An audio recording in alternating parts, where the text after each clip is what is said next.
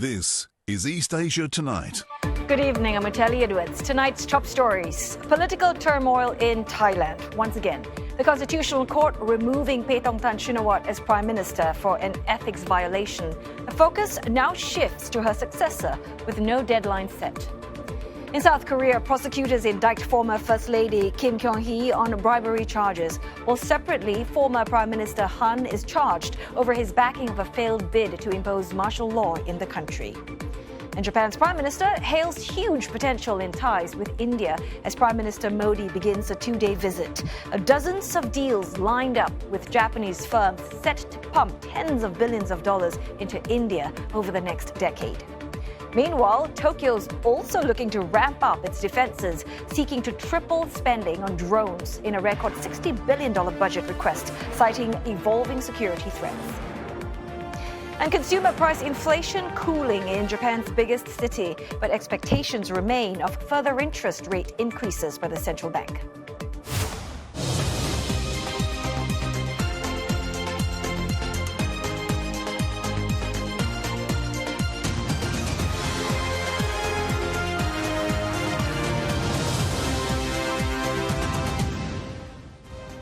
Ahead on East Asia tonight, China gears up for a big diplomatic week. From the SCO summit to a closely watched military parade in Beijing, world leaders set to converge amid growing global tensions. And later, we'll find out how residents in Shanghai are beating the intense summer heat.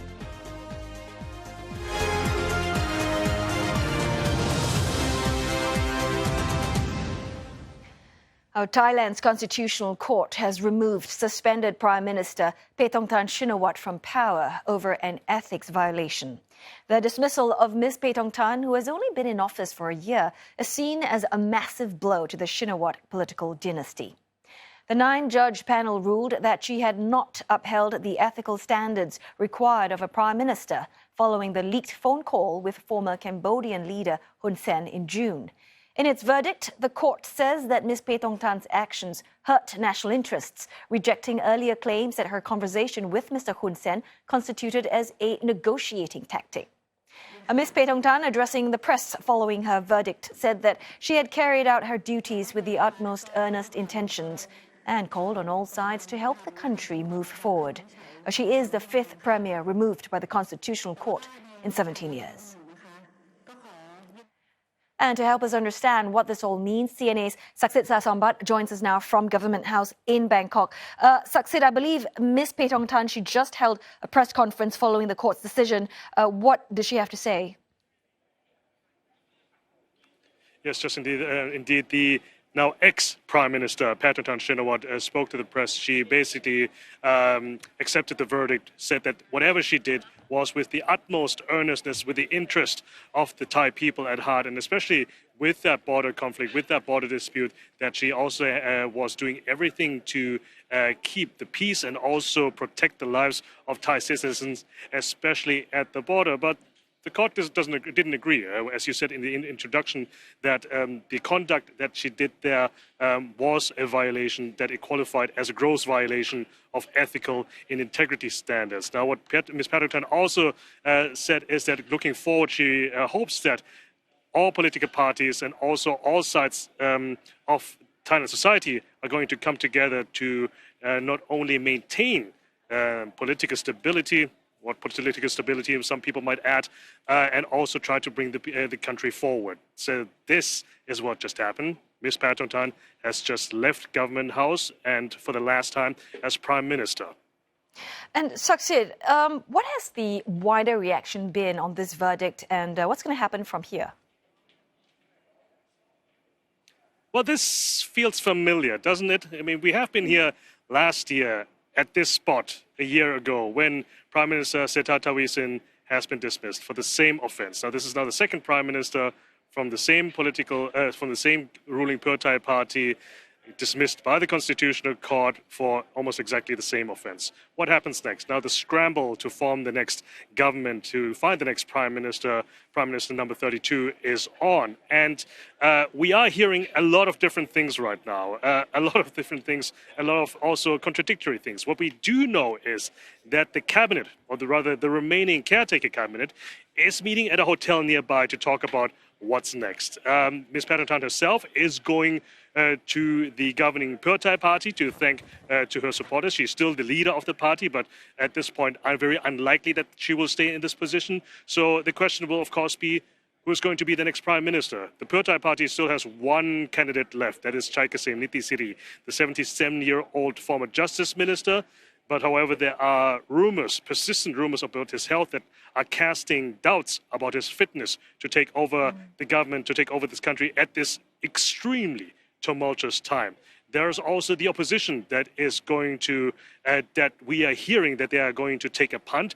The Boom Jai Thai party, the second biggest opposition party, are reportedly in contacts with the People's Party, the biggest opposition party, and the party that won the most seats 2 years ago in the last democratic elections. They are set to be talking there, but the numbers right now, that is going to be very interesting as well, because currently the government coalition has a very small majority that can change on a whim. So that is probably where the jockeying, the horse trading is happening right now for one side or the other, trying to secure the most seats to put forward their candidate. However, we also have heard from the People's Party. They just held a presser before we came on air, and they basically have called the next prime minister, whoever it is, to dissolve parliament in 4 months and also to call for snap elections.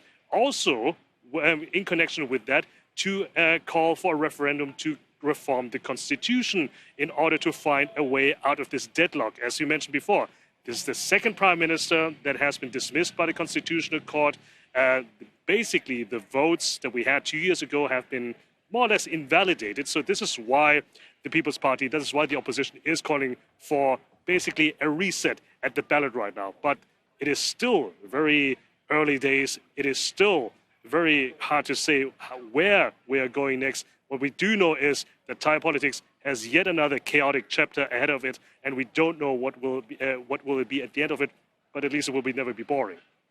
Right, we'll be certainly keeping a close watch in this space. Thanks so very much for that report. CNA Saksit Sasambot, live from Bangkok.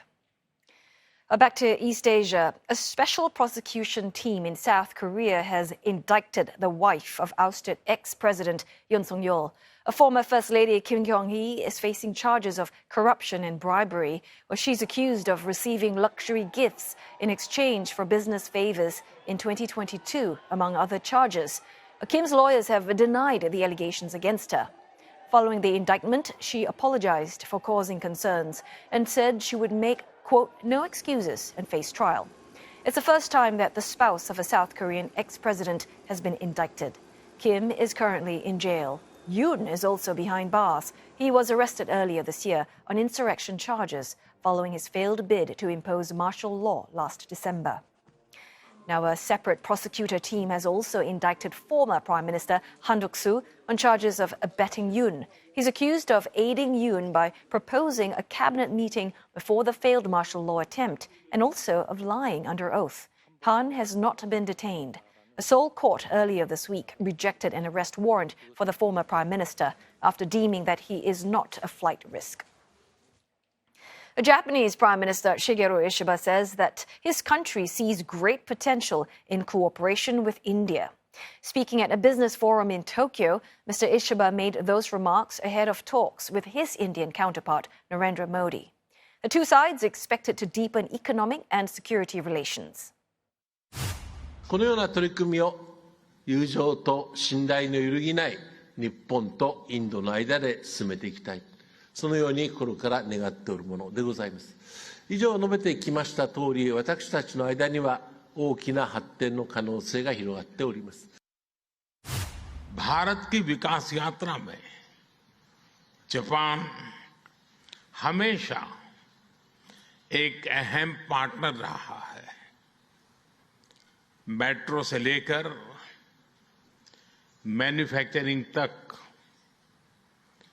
Semiconductor से लेकर startups तक हर क्षेत्र में हमारी साझेदारी आपसी विश्वास का प्रतीक बनी है. The Japanese government has said that it will invest $68 billion in India and accept more specialist workers from India into the country. Both India and Japan belong to the Quad Alliance, which seeks to counter China's growing influence in the Indo-Pacific region. And earlier we spoke with Professor Seijiro Takeshita from the University of Shizuoka, and he explains why the timing of Mr. Modi's visit to Tokyo is especially significant. Well, this is a perfect timing in the sense that both India and Japan have mutually same headache, and that is basically this incomprehensive bullying, or I say request from the United States, which is basically losing out as a leader in the free world, thus creating a lot of ambiguity in the economic side.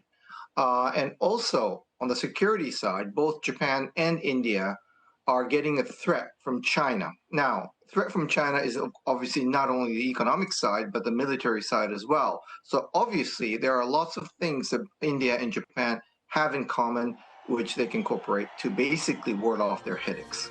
Well, one of the clear things about Japan is that, well, from a military point of view, we're already in Quad, which is basic incorporation with India, Australia, Japan, and the United States. So if you look at the economic side, what they're trying to create is a formulation of semiconductor barrier against China. We already have Chip 4 in Japan, which basically is creating the wall against China, but now India is joining in. Especially in this supply chain of semiconductor. And obviously India has an excellent, human resource as far as things like, IT related issues, whereas Japan can provide a lot of semiconductor manufacturing capability, particularly in products that are related to materials like, hydrogen fluoride, etc. So there's a lot of things that we can basically mutually, benefit by tying up. The problem here is that we don't have enough tie-up with India. We need to see more of the personnel, interchange, and that's one of the things that, two prime ministers will be talking about later on. Japan's defense ministry is requesting a record budget of more than 8.8 trillion yen, that's about $60 billion in the next fiscal year, as it seeks to step up capabilities against security threats. CNA's Michio Ishida has more. Japan set out plans for a defense buildup amounting to 43 trillion yen, or about $292 billion over 5 years back in 2022, amid what it said was a more complex security environment. It has previously cited threats from China, North Korea, and Russia. The Defense Ministry says the increase in spending is part of this plan and expects to seek an even higher budget in fiscal year 2027, the final year of the 5-year plan. This year, it is hoping to set aside an estimated $875 million to develop a control system for unmanned assets in the air, sea, underwater, and on land. Called SHIELD, short for Synchronized Hybrid Integrated and Enhanced Littoral Defense, the technology aims to prevent an enemy landing on Japanese soil.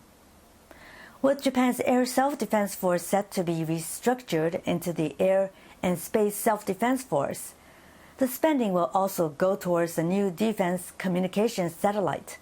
The ministry says it will continue to advance capabilities in areas such as standoff defense, integrated air and missile defense, and cross-domain operation. It is also seeking increased funding to attract new recruits to the self-defense force by improving working and living conditions as it faces a shortage of personnel. Official data showed the number of personnel is at about 90% of what's needed as of March. The draft budget will be sent to the Finance Ministry, which will conduct negotiations and submit it to Cabinet for approval by the end of the year. Michio Ishida, CNA, Tokyo. Coming up next on East Asia tonight, shares of Chinese chip firm Cambricon Technologies take a tumble after the company issued a risk alert to investors in a stock exchange filing. And on the other side of the coin, CAT-L shares taking flight after concerns regarding lithium production dissipate.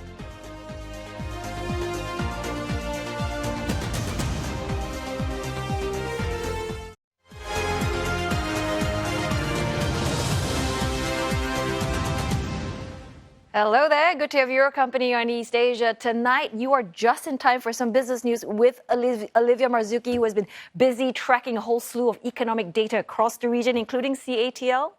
That's right. I'll tell you, it is a busy day in business, but we first turn to Japan, where fresh indicators are keeping alive market expectations of more rate hikes from the BOJ. Core consumer inflation in the capital city, Tokyo, slowed in August, but stayed above the central bank's target. Factory output fell last month by more than expected, while retail sales also missed forecast.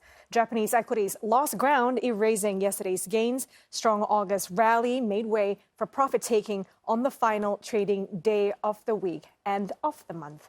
Now, for the rest of the region, indices ended on a cautious note ahead of a key U.S. inflation data that could influence the path of rate hikes and rate cut by the Federal Reserve. Kospi there losing ground about 0.3%. TAIEX just a touch underwater. China markets outperformed their Asian peers today with tech-heavy Shenzhen pocketing nearly 1% gain. Hang Seng paring back some of its fortunes, but still ended the session in the green. Alibaba jumped by more than 2% in Hong Kong before shaving off some of those gains. Investors will be watching the company's earnings call to see how an intensifying price war, especially in the food delivery space, is eating into its profits.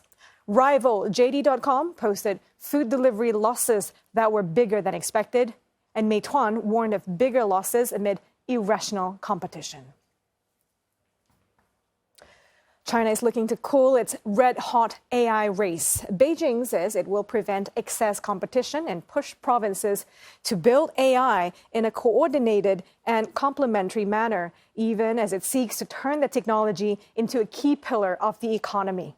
The National Development and Reform Commission says growth should match local strength and resources, avoiding a, quote, follow the crowd build-out. The message echoes President Xi's warning against overinvestment after past overcapacity in sectors such as EVs fuel price pressures. While no segment was singled out, the signal lands where spending is surging, including data centers and the ecosystem which feeds them. Now that ranges from chips and networking to servers made by Cambricon, Lenovo, and Huawei. And markets definitely took note of that. Shares of Chinese chip firm Cambricon Technologies tumbled today after the company issued a risk alert yesterday, citing a sharp rise in its stock prices since late July. The company pointed out in a filing that the closing price of the shares was up 133% from a month ago. The rise outperformed most peers as well as some stock indices. Cambricon says it has no plan to launch any new products and expects to achieve a full-year operating revenue of about $700 million to $970 million. Now, shares of Chinese battery maker CATL jumped to their highest level in nearly 3 years after the supplier indicated a strong outlook for sales. Shenzhen-listed shares of CATL surged by as much as 14% today before closing at around 10% in the green. The stock hit its highest level since August 2022. The rise in shares comes as the price of lithium carbonate futures in China fell to their lowest in nearly 3 weeks. And that's after a local miner secured a safety license, averting a potential production suspension in Yitun. Prices of the electric vehicle battery material had surged earlier this month after CATL halted production at a lithium mine there. And this stoked fears of a wider production suspension in lithium, which has now eased after one miner received a safety license. Fast fashion retailer Forever 21 is making a fourth go at the Chinese market. That's after pulling out 3 times since 2008. The brand's 2022 comeback was short-lived, ending late last year amid fierce online competition and weak mall traffic. But it's back again, splashing its trademark bright yellow across Chinese cities, from music festivals to ads on Shanghai's metro. This time, Forever 21 is partnering with Chengdi, partly owned by e-commerce giant Vipshop. Chengdi says it will localize the brand for young Chinese consumers with plans to open stores next year. Beyond China, the U.S. is also in focus. Forever 21 seeking a new partner to relaunch there after filing for bankruptcy back in March for the second time in 6 years. Chinese tech giant Huawei out with its results, and it reported a 32% drop on year in first half net profit. The company says the drop in net profit is because it had to spend heavily on research and development at a time when the U.S. imposed sanctions. Net profit for January to June came in at just above $5 billion. That's according to a filing. The first half revenue rose 4% to $59 billion. This is the company's highest revenue for a first half since the same period in 2020. And the South Korean government is ramping up next year's spending, even at the cost of widening deficit and rising national debt. President Lee Jae-myung is looking to spur domestic growth through a policy that would help propel investment in AI. 2026 expenditure is set at some $524.4 billion, marking an 8% rise from this year and the biggest one in 4 years. The new president had pledged pro-expansion fiscal policies, marking a clear break from his predecessor who prioritized fiscal restraint. The budget is pending approval from the ruling party. It involves a record chunk of money earmarked for AI research with a jump of almost 20%, industrial policies getting a near 15% boost to support exporters tied over the impact of U.S. tariffs. South Korea's fiscal deficit will widen to 4% of GDP next year, a sharp uptick from this year. Tax revenue is projected to only rise 3.5%. Meanwhile, the debt-to-GDP ratio is seen to increase to 51.6% from 48.1%. The government plans to turn to bond sales in order to cover the gap. And South Korea's central bank says North Korea saw its economy grow at the fastest pace in 8 years in 2024. Bank of Korea is citing improvements in the manufacturing and construction sectors and increased trade with Russia for the growth in the North Korean economy. The BOK says the North's real GDP is estimated to have expanded 3.7% from a year earlier in 2024, up from 3.1% on-year growth in 2023. Last year's figure was the highest growth number since 2016, when the economy expanded 3.9% on-year. The BOK points to the mining and manufacturing sector as having surged 7.6% on-year in 2024. The construction is said to have expanded 12.3% on-year, mainly due to growth in residential building construction. The BOK has been publishing forecasts of the North Korean economy since 1991, citing various sources, including intelligence and foreign trading agencies. That's all I have in business. Otelli, back to you, and have a TGIF. Thanks so very much, Olivia. You as well. Right, we're going to go for another break now, but coming up next on East Asia Tonight, China prepares for a high-stakes diplomatic week ahead. The SCO summit takes place Sunday in Tianjin, and a massive military parade just a few days later in Beijing. Our correspondent Olivia Seong will be joining us to unpack what it all means on the world stage.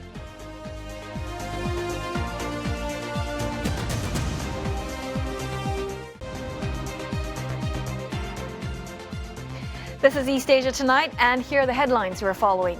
Thailand's Constitutional Court has removed Paetongtarn Shinawatra as Prime Minister. The court finds her guilty of ethics and integrity violations in a leaked call with former Cambodian leader Hun Sen amidst a border dispute between the two countries. Now, the wife of ousted former President Yoon Suk-yeol has been indicted for bribery and other charges. Former Prime Minister Han also indicted over his backing of Yoon's short-lived martial law. And India and Japan agree to deepen cooperation in a number of areas, including trade, security and technology, amid growing international concerns over U.S. tariffs. The weekend and the days after shaping up to be a big diplomatic week for China, with two major events that will reflect the country's geopolitical and military positioning. First, on Sunday and Monday, the Shanghai Cooperation Organization, or SCO Leaders Summit, will be held in Tianjin, often described as Eurasia's answer to NATO and the G7.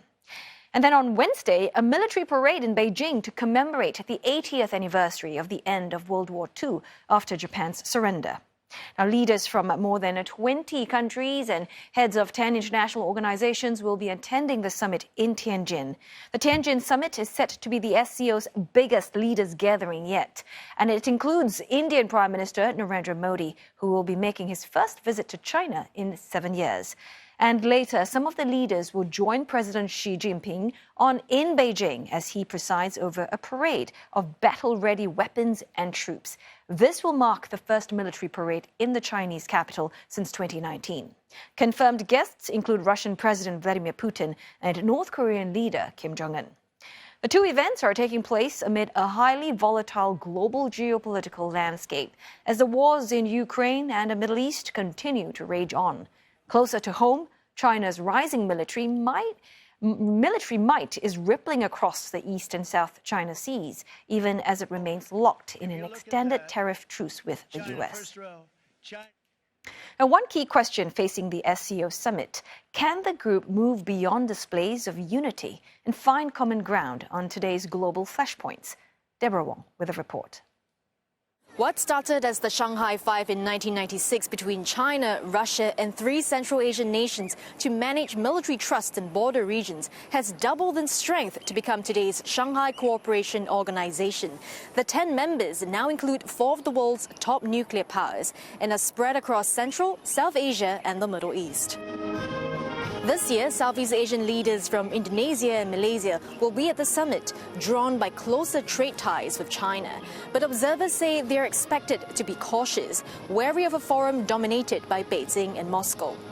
China is also set to push again for an SCO development bank, a plan stalled since 2010 over Russia's concerns. With Western sanctions biting, support may grow. Still, analysts doubt there will be progress, pointing to existing platforms like the New Development Bank and the Asian Infrastructure Investment Bank. The primary hurdle has been a lack of consensus on funding and governance, and concerns over China's potential dominance. I think a lot more will still need to be done in building consensus on who funds, who can exercise the most influence, how governance will look like, for what purposes will it primarily serve, what projects will be. What the SCO member states would be perhaps keen to explore in this summit, alternative financing arrangements for the consolidation of capital to back development of mines and extraction of critical raw materials. Most notably, of course, Kazakhstan. It actually held the 3rd largest reserves of critical raw materials and minerals. The SCO operates by consensus, but divisions run deep, making it hard to push agreements through. Barely just 3 months ago, India refused to sign a defense statement, saying it favored Pakistan after border clashes flared again between them earlier this year. The Ukraine war and Iran-Israel conflict could also dominate talks. Amid the spectrum of geopolitical variables, one message is clear: China views itself as a catalyst to foster dialogue. 中国坚持把上合组织作为新形势下周边外交的优先事项，面对何去何从的选择，超越了文明冲突、冷战思维、零和博弈等陈旧过时观念的上海精神。 历久弥坚，更显价值。 We shouldn't harbour the expectations that this is going to be a panacea or a kumbaya solution to all the problems and tensions that exist in a bloc. What it can do, at the very least, is to provide a space in which these grievances can be aired and talked about in a manner that's free of interference from, say, less geopolitically aligned actors, including but not limited to, of course, in this case, the USA and also select members of the global north. On that front, analysts say studying the bilateral meets expected during the summit could offer more insight on the bloc's efficacy. For the first time since 2018, Indian Prime Minister Narendra Modi will visit China after years of strained ties, signaling shifting global tides. India's pivot comes after the US refused to lower tariff rates on the South Asian giant. They are facing pressures that in many ways compels them to demonstrate to the US that, look, we have these options out there, and these options are not necessarily ones that you will like. The fact of the matter is a lot of differences still remain, strategic mistrust still in place. The high-level visits are a good sign, but I will watch out for any progress and movement on the border issue, the frequency of high-level meetings at the political level, at the working level, and certainly with defense officials. New Delhi is looking east, global alliances are shifting, and Beijing is rolling out the red carpet. This is the largest SCO meeting since the group was founded, perhaps a nod to China's leadership as a viable alternative to the West. Deborah Wong, CNA, Shenzhen. Oh, I've got lots to unpack here. So for more analysis, we're joined in the studio, none other than CNA's China correspondent, Olivia Seong.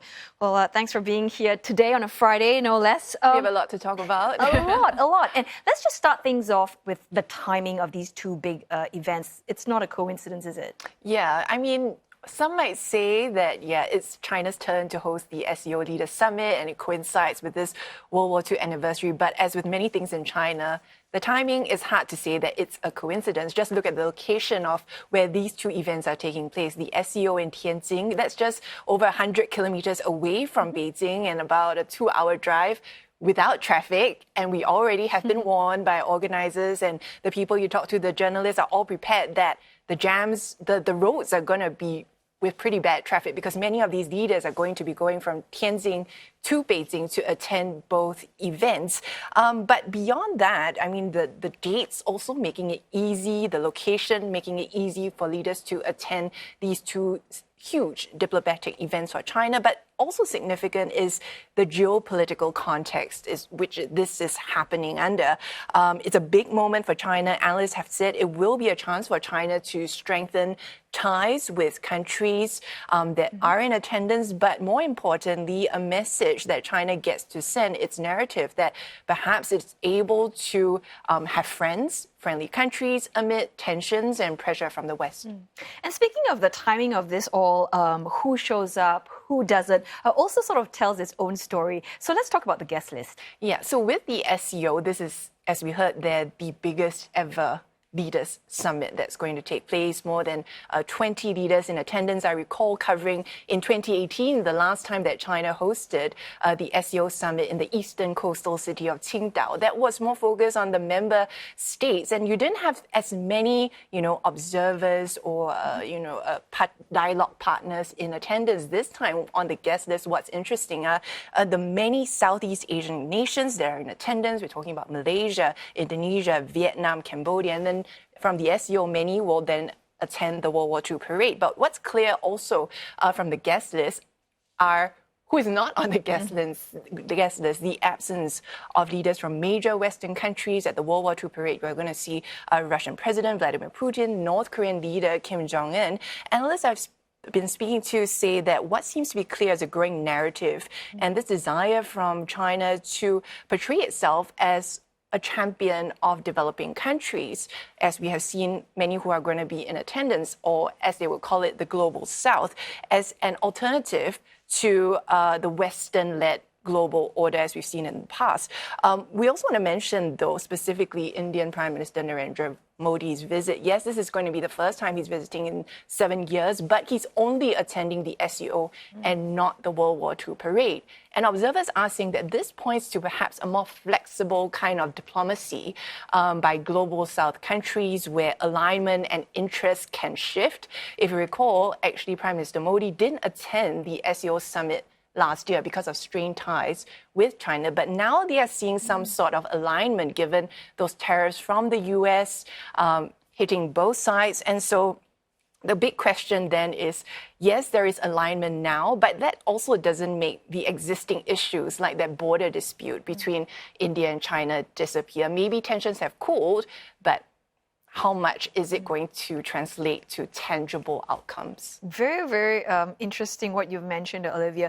You just talk about the narrative as you've mentioned. I'm curious to know, how are these events being played out or how are they being framed inside of China and out of it? Yeah, maybe we talk first about what the messaging within China. With the SCO summit, looking through all the state media, there's a very clear push or media highlights that the SCO has become a lot more influential as we see increased participation. That comes alongside the growing influence and interest that many countries have had with the BRICS bloc as well. And with the World War II anniversary, there's been this huge publicity push that's been going on. We're talking about wartime films, for example. If you've heard about the Nanjing Massacre film, Dead to Rights, which has been a box office hit in China. The film set itself, that's in Shanghai, also has become some sort of an attraction for many locals. The film also now being shown in many other countries as well, including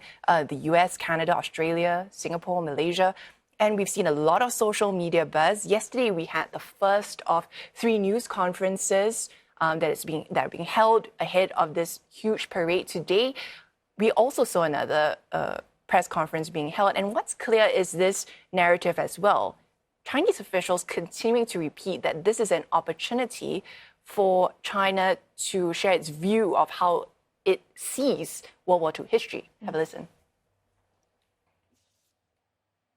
我们隆重纪念中国人民抗日战争及世界反法西斯战争胜利80周年，就是要铭记历史，缅怀先烈，珍爱和平，开创未来，捍卫正确二战史观，凝聚和平的力量。中方愿同各方一道，落实好全球安全倡议，为国际社会注入更多的稳定性、确定性，共同建设持久和平、普遍安全的世界。 And so if we were to scan, media reports about these 2 big events around the world, a lot of focus has been on China's show of military might. We are expecting a lot of new military hardware to be unveiled. But at the same time, we have to remember that the messaging is not just for the global audience. Yes, that people are going to be reading into what sort of signals China is sending amid tensions in the Taiwan Strait or with the South China Sea. But also remember that the audience is domestic. Millions will be watching this parade at home. At time, analysts are saying for China to drum up, patriotism and unity nationally amid challenges that it sees at home. And we've been talking a lot about China's economy. So a lot to watch for in the next few days. And I know you're going to be very busy prepping for that. Thanks so very much, Olivia, for joining us this evening. Now, internal research conducted by Taiwan's armed forces estimates that China spent $21 billion on a number of military exercises in the Pacific last year. It marks a 40% increase from 2023. And the findings have been reviewed by Reuters news agency and are corroborated by 4 Taiwan officials. The estimate covers exercises that took place in the Taiwan Strait, the East and South China Seas, and the Western Pacific. And it also includes China's naval and air missions in those areas and covers details such as how much fuel and other consumables would cost for each hour of activity.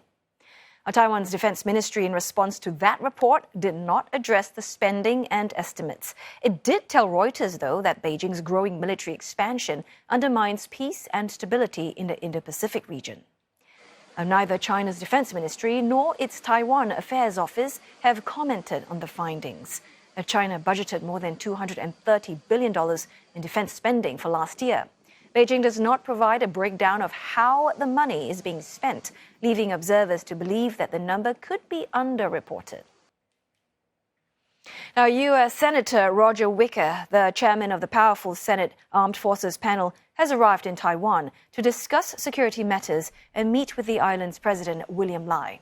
Mr. Wicker told Mr. Lai that he was visiting Taipei to get a better understanding of the needs and concerns of the island.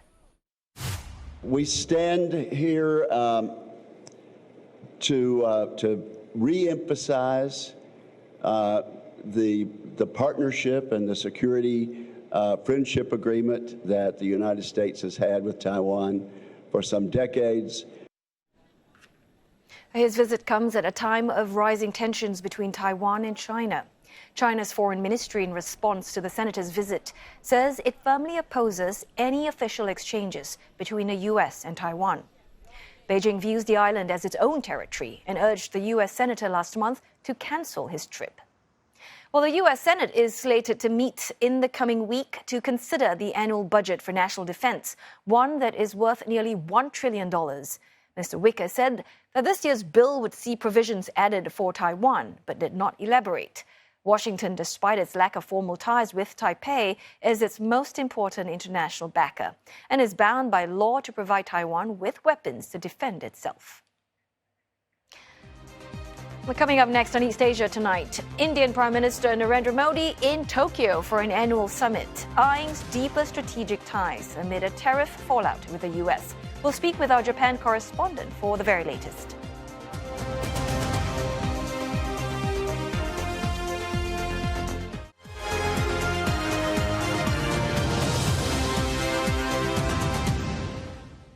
A Japanese Prime Minister Shigeru Ishiba says that Tokyo sees great potential in cooperation with New Delhi as his counterpart Narendra Modi arrives in Japan for a two-day visit. Now, Mr. Ishiba was speaking at a business forum in Tokyo. The two sides are expected to deepen economic and security relations during Mr. Modi's visit. The Japanese government has said it will invest $68 billion in India and accept more specialist workers from India into the country. And for more, we are joined by CNN Michio Ishida live from Tokyo. Firstly, Michio, what agreements are we expecting Japan and India to reach? Well, the two sides have signed several agreements, and they're actually holding a ceremony at this point in time. And one of them is climate change. An economic security initiative for cooperation and semiconductor, critical material, pharmaceuticals are some of the issues of taking 2014 Special Strategic Global Partnership to the next phase. Now, they're also strengthening defense and security ties. Initially signed in 2008, is to broaden and deepen cooperation in defense exercises and transfer of technology. As to economic ties, Japan is to invest $68 billion for the next 10 years. Now, Suzuki Motors is already a big investor in India, and we've heard that recently it started an EV production factory. Now, on clean energy, Japan is to support development of bioenergy, for instance, using bamboo. High-speed railway project, this is huge for Japan. It's underway, and Japan is expected to provide the latest bullet train by the early 2030s. And actually, Prime Minister Modi is expected to take the bullet train to Sendai on Saturday with Prime Minister Shigeru Ishiba to observe a semiconductor company over there. Now, people-to-people ties, this is another important issue for the two countries. Japan wants to accept 50,000 high-skilled workers and care workers to deal with a shortage of workers here in Japan. And they want 500,000 people to travel between their countries. Now, we believe that they also discuss global and regional issues. There's concern on security in the East China Sea, South China Sea. And they are also members, of the Indo-Pacific. They want to promote a free and open Indo-Pacific. And as a member of Quad framework, which includes the U.S. and Australia, it's important that India's ties with the U.S. improves. So it's believed that Mr. Ishiba is trying to support India's improvement of ties with the U.S., which has placed huge tariffs on Indian goods. Yeah, so Mitch, you're just stepping back from the summit itself. How would you describe the Japan-India ties more broadly? Well, the Japanese Ministry of Foreign Affairs has been calling ties as cordial, and that's since the peace treaty was signed back in 1952. Now, in 1958, India was the first recipient of Japan's yen loan aid. And since 2005, bilateral summit has been basically held every year, and security cooperation began in 2008. Now, the weakness was actually business ties. There are trade, between the two countries, but to each other, they're not even within 10th ranking in terms of the size of trade. So this is a very important area for the two countries to strengthen. And the huge investment pledged by Japan, this is expected to help both sides to boost business relationship. Many thanks for that report. CNA's Michio Ishida live from Tokyo. Now, huge swathes of East Asia have been hit by prolonged heat waves this summer. In China, residents hoping to escape the scorching heat have been drawn to its L+ snow resort in financial hub Shanghai. There, temperatures hover around a cool -5 degrees Celsius all year round, and visitors are able to ski, snowboard, and can even engage in snowball fights. 感受是很糟糕的，因为天气炎热，大家如果出门在外，尤其是室外工作，人会变得很易怒、很暴躁。对，我跟我老婆有的时候闹不开心，可能都是天气原因造成的。但来到这里以后，真的，心情也好了，身体也舒适。在外面的时候，我觉得就是像在锅子里一样非常热，在里面像在冰箱里。 Now, the massive venue covering some 98,000 square meters was declared the world's largest indoor ski facility for the Guinness World Records last year. Crowds are expected to flock to the venue for weeks to come as the Met Agency warns that high temperatures are set to continue in the eastern Chinese city. Well, Shanghai today experienced its 24th straight day of temperatures at or exceeding 35 degrees Celsius for August, tying with a record that has stood since 1926. And ahead on Asia Tonight, we'll be bringing you more from Thailand, where the Constitutional Court has ruled to remove Prime Minister Paetongtarn Shinawatra over a leaked call with the former Cambodian leader Hun Sen. And Indonesian President Prabowo Subianto calls for calm after multiple rallies erupt across Jakarta. A motorcycle ride-sharing driver was killed yesterday after he was hit by a police vehicle. These stories and more on Asia Tonight, 8 p.m. Singapore, Hong Kong time, right here on CNA. Well, I hope you've enjoyed this Friday's edition of East Asia Tonight. Don't forget, headlines anytime at cna.asia. And if you want to find out more, you can always go to Facebook and YouTube. Thanks for watching.